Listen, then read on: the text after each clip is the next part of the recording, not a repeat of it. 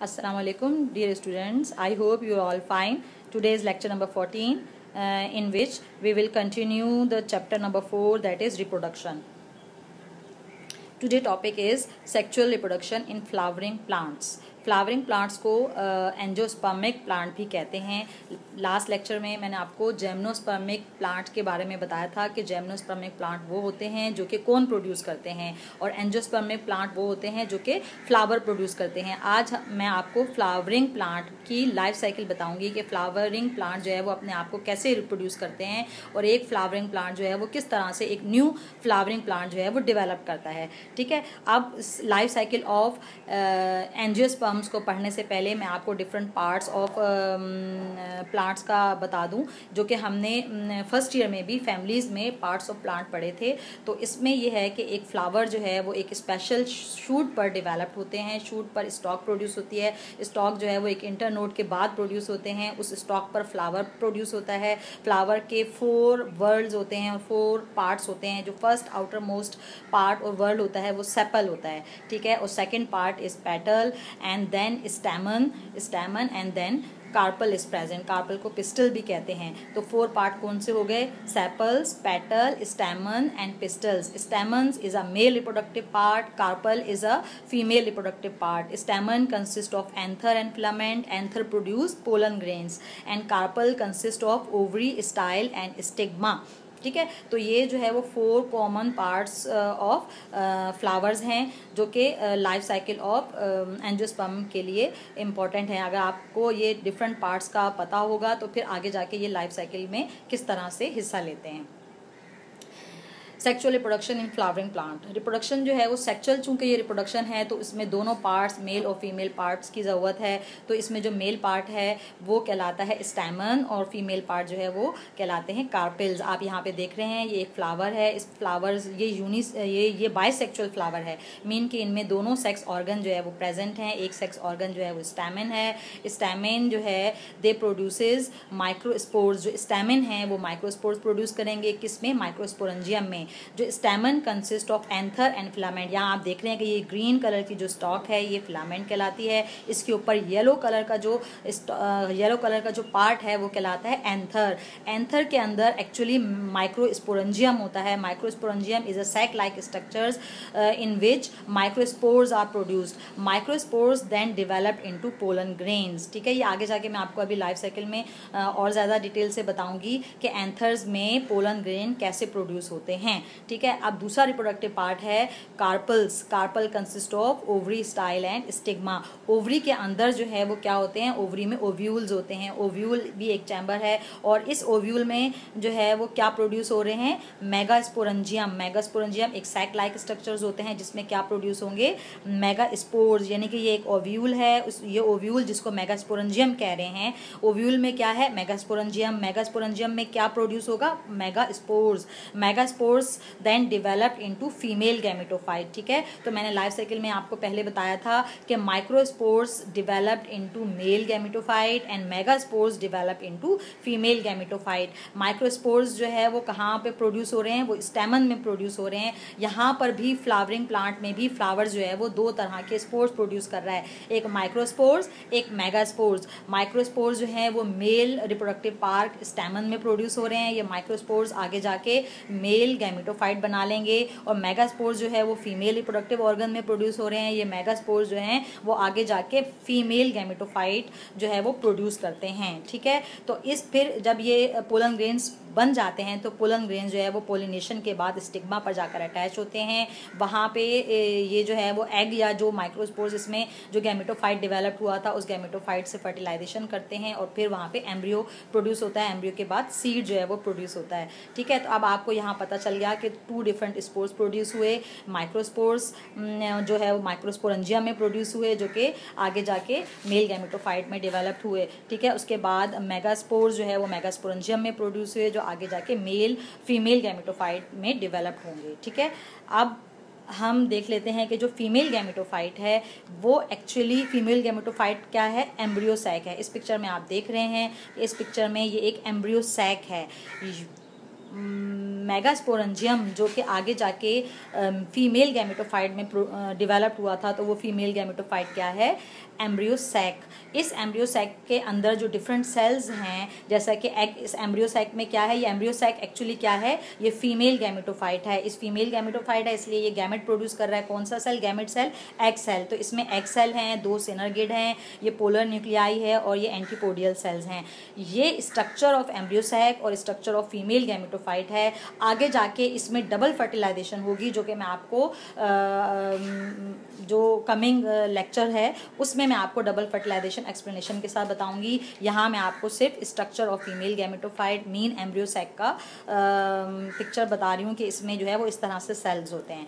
तो female gametophyte जो है वो एम्ब्रियो सैक होता है, और ये जो गैमेटोफाइट है ये किस में इनक्लोज्ड होता है, ये जो है ये एम्ब्रियो सैक किस में होता है, ओव्यूल में इनक्लोज्ड होता है, ओव्यूल में मौजूद होते हैं। और ये ओव्यूल जो है वो बेसिकली कहाँ पर होते हैं, ओवरी में होते हैं। तो ओवरी क्या है, एक फीमेल रिप्रोडक्टिव, और ओवरी कहाँ पर है, ये कार्पल्स में होते हैं, और ये कार्पल्स जो है वो फीमेल रिप्रोडक्टिव पार्ट्स है, ठीक है। और जो है वो कार्पल्स और स्टेमन्स जो हैं वो रिप्रोडक्टिव पार्ट हैं, जबकि सेपल्स एंड पेटल्स जो हैं वो नॉन रिप्रोडक्टिव पार्ट हैं, ठीक है। आप देखे हैं कि जो एंथर्स में जो स्टेमन्स में जो एंथर है, जैसे ये आप देख रहे हैं इस लाइफ साइकिल में कि ये एक फ्लावर है, फ्लावर में जो है वो एंथर हैं।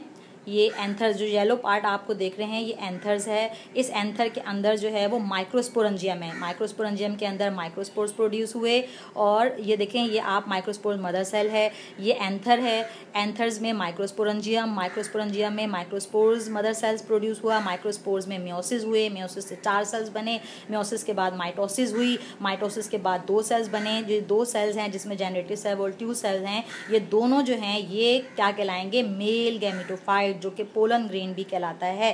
तो इस तरह से पता चला कि microspores convert into pollen grains. Pollen grain क्या है, मेल गैमेटोफाइट है। Pollen grains developed in, pollen grain germinate, pollen tube, ये पोलन ग्रेन जर्मिनेट करके पोलन ट्यूब बनाएगा। तो इस पोलन ग्रेन में जो 2 सेल्स हैं, ट्यूब सेल्स और जेनेटिव सेल्स, ये जब स्टिग्मा पर अटैच होगा तो स्टिग्मा पे ये पोलन ट्यूब के ज़रिए से दोनों सेल ट्रांसफ़र होके ओवरी में चले जाएंगे, और ओवरी में जो एग सेल्स है वहाँ पे फर्टिलाइजेशन होगी। और ये डबल फर्टिलाइजेशन मैं आगे जाकर लेक्चर में आपको डिटेल में बताऊंगी, बट यहाँ पर फर्टिलाइजेशन स्टार्ट होगी, ठीक है। इस तरह से जो है वो मेल रिप्रोडक्टिव ऑर्गन स्टैमन में माइक्रोस्पोर्स प्रोड्यूस हुए, माइक्रोस्पोर्स में मियोसिस हुई, मियोसिस से जो है वो मेल गैमेटोफाइट प्रोड्यूस हो गया जो कि पोलन ग्रेन कहलाते हैं। ये पोलन ग्रेन स्टिग्मा से अटैच होकर फर्टिलाइजेशन करेंगे। अब दूसरा जो पार्ट है वो फीमेल पार्ट है, जिसको हमने कार्पल कहा। कार्पल में मेगास्पोरेंजियम प्रोड्यूस हुए, मेगास्पोरेंजियम में मेगास्पोर्स बने, मेगास्पोर्स जो है ओव्यूल में होते हैं। ये मेगास्पोर्स में मियोसिस हुई, मियोसिस के बाद माइटोसिस हुई, माइटोसिस के बाद फीमेल गैमेटोफाइट प्रोड्यूस हो गया, जिसको हम एम्ब्रियो सैक भी कहते हैं। तो ये फीमेल गैमेटोफाइट जो एम्ब्रियो सैक है, जिसमें एग हैं, सिनरगिड सेल हैं, पोलर न्यूक्लियाई हैं, तो ये एम्ब्रियो सैक के अंदर जो एग सेल्स है, तो ये पोलन ट्यूब से जब ये ट्यूब न्यूक्लियस आया, एग सेल से फर्टिलाइज्ड हुआ, यहाँ डबल फर्टिलाइजेशन हो गई। डबल फर्टिलाइजेशन से क्या बन गया, एम्ब्रियो। एम्ब्रियो के ऊपर एंडोस्पर्म डेवलप हुआ, एंडोस्पर्म के ऊपर सीड कोट बन गया। इस तरह से एक पूरा सीड जो है वो कंप्लीट जो है वो सीड बन गया। ये सीड जो है वो बाद में जर्मिनेट होके एक न्यू फ्लावरिंग प्लांट में चेंज हो जाएगा। अब मैं आपको जो है ये बताती जाऊँ कि फ्लावरिंग प्लांट्स में 2 तरह के प्लांट्स होते हैं। एक वो प्लांट जो कि मोनोइशियस कहलाते हैं, एक वो प्लांट जो डाइशियस कहलाते हैं। एक्चुअली प्लांट में अगर ऐसा फ्लावर प्रोड्यूस हो रहा है जिसमें सिर्फ और सिर्फ स्टैमिन है, यानी कि मेल रिप्रोडक्टिव पार्ट है, this flower is known as staminate. अगर प्लांट में एक ऐसा फ्लावर प्रोड्यूस हो रहा है जिसमें सिर्फ और सिर्फ कार्पल है, कार्पल क्या है, फीमेल रिप्रोडक्टिव पार्ट, तो वो कहलाएगा कार्पेलेट। तो 2 तरह के फ्लावर हो गए, स्टेमिनेट एंड कार्पेलेट। स्टेमिनेट वो फ्लावर हो गए जिसमें सिर्फ स्टेमिन प्रेजेंट है, और कार्पेलेट वो फ्लावर होगा जिसमें सिर्फ कार्पल प्रेजेंट है, यानी कि एक रिप्रोडक्टिव पार्ट मौजूद है। तो मोनोइशियस की एक टर्म यूज होती है, मोनोइशियस मीन वन हाउस, यानी कि मोनोइशियस एक ऐसा प्लांट जिसमें जो फ्लावर है उसमें दोनों सेक्सेस प्रेजेंट हैं, दोनों सेक्स ऑर्गन ऑर्गन प्रेजेंट हैं, जैसा कि जो है वो कार्पल भी प्रेजेंट है और स्टैमन भी प्रेजेंट है, तो वो कहलाएगा मोनोइशियस। और ये हेर्माफ्रोडाइट भी कहलाते हैं, मीन के एक ही फ्लावर पार्ट में दोनों पार्ट मौजूद हैं, स्टैमन भी है और कार्पल भी है। जैसा कि कॉर्न की एग्जांपल ये है कि कॉर्न या तो फिर स्टैमिनेट होगा या फिर कार्पेलेट होगा, यानी कि कॉर्न में जो फ्लावर बनेंगे वो उसमें एक सेक्स ऑर्गन होगा, जैसे स्टैमिन होगा या फिर कार्पल होगा। ठीक है, तो मोनोइशियस एक ऐसा फ्लावर, एक ऐसा प्लांट जिसमें दोनों सेक्स ऑर्गन जो है वो एक सेम प्लांट पर प्रोड्यूस होंगे, वो मोनोइशियस कहलाएगा। जबकि dioecious mean two sexes are present in two different plants, mean के दो डिफरेंट प्लांट्स के ऊपर डिफरेंट सेक्सेस होंगे। एक प्लांट पे जो है वो मेल सेक्स ऑर्गन होगा यानी कि स्टैमिन होगा, और दूसरे प्लांट पर फीमेल सेक्स ऑर्गन होगा, मीन कार्पल होगा। इसकी सबसे बेस्ट एग्जांपल जो है वो पाम ट्रीज है, जो डेट पाम्स हैं। डेट पाम्स में क्या है, खजूर का दरख्त। एक्चुअली खजूरें जो है वो किस पर लगती हैं, खजूर जो है वो सिर्फ कार्पलेट ट्री पर लगती हैं, कार्पलेट फ्लावर पे लगती हैं, जिसमें रिप्रोडक्टिव ऑर्गन जो है वो कार्पल होता है, यानी कि फीमेल रिप्रोडक्टिव ऑर्गन। तो इसका मतलब ये है कि जो डेट प्रोड्यूस हो रही हैं वो फीमेल ट्री के ऊपर लगेंगी, और जो पोलन प्रोड्यूस होंगे वो मेल ट्री पर होंगे। ठीक है, तो ये जो एक ट्री जो पोलन प्रोड्यूस करता है वो इतने सारे पोलन्स बनाते हैं कि वो बहुत थाउजेंड्स फीमेल ट्रीज़ के लिए काफ़ी हो जाते हैं पोलन। इसका मतलब ये हुआ एक ट्री पर जो है वो कार्पल प्रेजेंट है जिसमें खजूरें लगी, और दूसरे ट्री पर जो है वो स्टैमन प्रेजेंट है जिसपे पोलन प्रोड्यूस हुए। तो पोलन जो है वो अलग दरख्त पे प्रोड्यूस होंगे और जो खजूरें हैं वो अलग दरख्त पे होंगी, यानी कि ये मेल ट्री भी कहते हैं और फीमेल ट्री भी इसको कहेंगे। तो वो डाइशियस जो है वो फ्लावर कहलाता है। ठीक है, और इसके बाद जो पॉलिनेशन होती है, तो जब इतने सारे पॉलन्स हो जाते हैं हवा में तो वो जो है वो एलर्जी भी पैदा करना शुरू कर देते हैं इंसानों में, जिसको पोलन एलर्जीज भी कहते हैं। तो ये पोलन ग्रेन जो है वो माइग्रेट करके ओवरी तक जाते हैं, स्टिग्मा तक जाते हैं, और ये माइग्रेशन जो है वो हवा के ज़रिए भी हो सकती है और ये विंड के ज़रिए होती है जैसे, और इंसेक्ट के ज़रिए से भी हो सकती है। तो आगे जाके हम पोलिनेशन को भी डिस्कस करेंगे। तो यहाँ पर ये हमारा टॉपिक कंप्लीट हो गया, जिसमें मैंने आपको लाइफ साइकिल ऑफ एंजियोस्पर्म्स जो है वो बताई थी। अब मैं आपको इस लाइफ साइकिल का दोबारा रिव्यू दे दूँ। ये एक फ्लावर है, बायसेक्सुअल फ्लावर है, जिसमें दोनों हैं, स्टैमन भी और कार्पल भी। Stamen produce microspores, microspores produce in microsporangium.